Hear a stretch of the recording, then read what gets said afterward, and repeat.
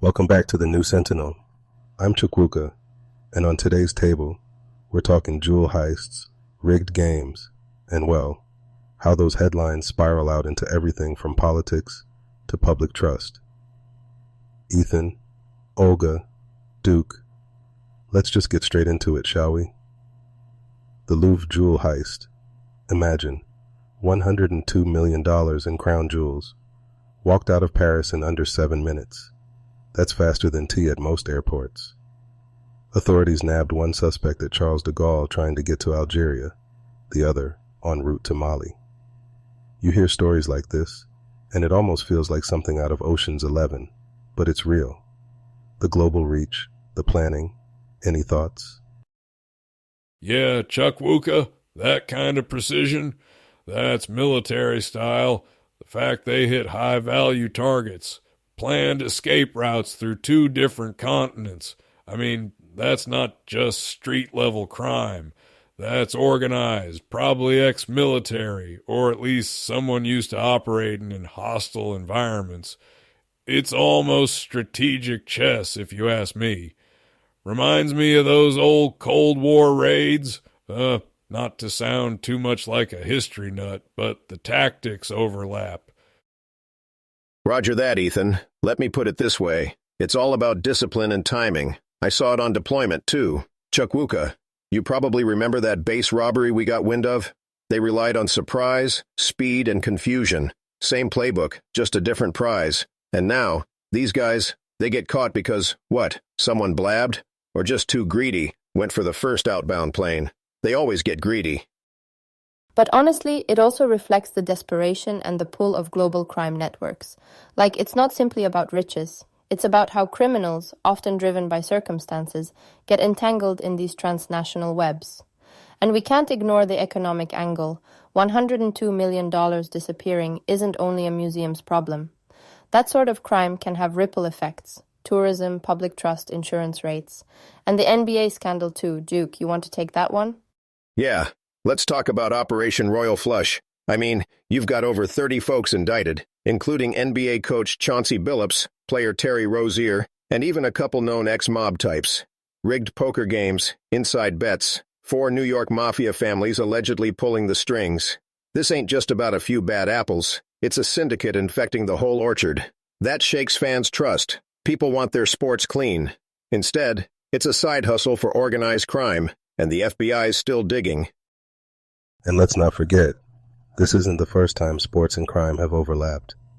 History repeats itself. But what this shows is, our systems of entertainment, our big institutions, they're wide open to exploitation if there's a big enough payout. The line between lawful and lawless is thinner than we like to admit. I gotta say, Chukwuka's right, and there's a psychology to it too. These people see the risk as worth the reward. The jewel thieves, the NBA crew, even the folks I dealt with at border crossings. Once you see the weaknesses in a system, you exploit them, and half the time it's the cover-up, not the crime, that gets them caught. Where was I going with this? Oh, right, escalation. Next thing you know, you've got violence flaring as criminals fight to cover their tracks. Absolutely, Ethan. Speaking of escalation, let's turn to the Sean Grayson trial, former deputy accused of shooting Sonia Massey, a black woman who just needed help. The whole nation is glued to this trial because it's really about accountability. Chukwuka, you've seen the pendulum swing on these issues before. Why is it that every few years we're gripped by the same outrage? It's because, Olga, the justice system is still playing catch-up with social change. And when it comes to officer-involved shootings, public trust erodes a little more each time. Grayson threatened Massey, then pulled the trigger. Now it's up to a jury to decide if that's murder or just an officer acting under stress. Same debates as we had over Breonna Taylor, who, by the way, her case finally got a prison sentence for Brett Hankison. 33 months, but it's something. That's a rare step for accountability, right? Right, Chukwuka. And let's bring in the Lincoln University shooting here, too. That tragedy during homecoming. 1 dead, 6 hurt. people want solutions. So there's, renewed push for campus security reforms. But we always fall back on the same two banners: more gun control or more policing. I'm not sure our institutions have figured out what really works yet. Here's the rub. You put more guns on campus, folks yell about liberty. Lock down campus, and you got students mad about freedom. Either way, failure to act just emboldens the next nutjob with a weapon. I mean, we all want kids safe. But every time something like this happens, it's headline news for a week, then old news until the next time. You're both absolutely right. I want to add that internationally these issues are mirrored elsewhere. When I reported from Russia, I saw the same song on a different stage. Police reform gets demanded only after tragedy. Public protests, outrage, even new laws. But without real culture change inside law enforcement, the abuses start again. Victims and their families never stop suffering, and society keeps cycling through anger and helplessness. It's frustrating. And Chukwuka, you mentioned ripple effects before. Every one of these cases is about more than the crime. They shape public trust, people's sense of justice, even their willingness to call 911 next time. Yeah, Olga, that's spot on. Reform is as much about perception as policy.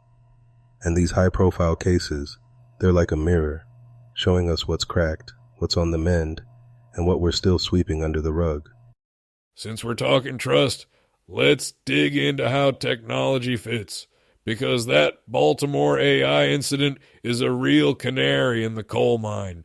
That student handcuffed in his own school after a Doritos bag was misread as a weapon by an OmniAlert system.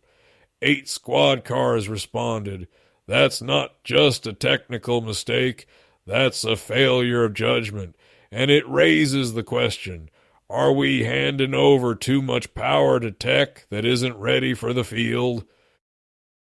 Look, I like useful tech as much as the next guy, but 3 deployments taught me. If the gear can jam, it will. AI's no different, and now it's screwing up with real consequences. That kid was lucky to walk away. Bias, reliability, split-second errors. What happens when it's not just a bag of chips, but someone's life? This is how you lose hearts and minds. And it's always the same groups paying the price. Racial profiling, over-policing of minority students. Even AI can't get past our systemic biases because its learning comes from flawed data. Technology is no shortcut for justice. Unless we address those root problems, these innovations may do more harm than good. And let's not forget, privacy is at risk too. Constant surveillance erodes trust in ways we barely understand yet. True that. Another piece of the puzzle is California's justice reforms. On one hand, you've got bills for fair pay in prison and reparative justice. On the other, you see a pullback, stricter penalties for retail theft after public backlash. It's almost like we're stuck between reparation and retribution. And, don't get me started on Trump's Alcatraz proposal. We talked about this kind of political theater before, didn't we? Closing a notorious prison, only to reopen it to make a point. Yeah, and that actually ties to the Supreme Court's call in Barnes versus Felix. All 9 justices reaffirmed the totality of circumstances test for police force. Not just snap judgment, but the whole story. It's a good step, but it also means new burdens on both officers and the courts. On the ground, split-second decisions can now be second-guessed for months or years. I might be wrong on this, but I think it's going to mean more training, more paperwork, and probably more politics in every police call. Major's got a point. Everything old is new again, right? Rules change, equipment changes, but at the end of the day, boots on the ground got to make the call. You second-guess them too much. Morale drops, mistakes go up. Not saying we skip reform, but it's got to work for the guys and gals in uniform too, or we're just flapping our jaws. And yet, we can't lose sight of who the system serves, the public. If reforms and tech upgrades don't restore trust, or worse, deepen divisions, we're setting up for more pain down the line. People need to feel protected, not just surveilled. I guess the real challenge is matching new tools and new rules to real justice for all sides. Couldn't have said it better, Olga.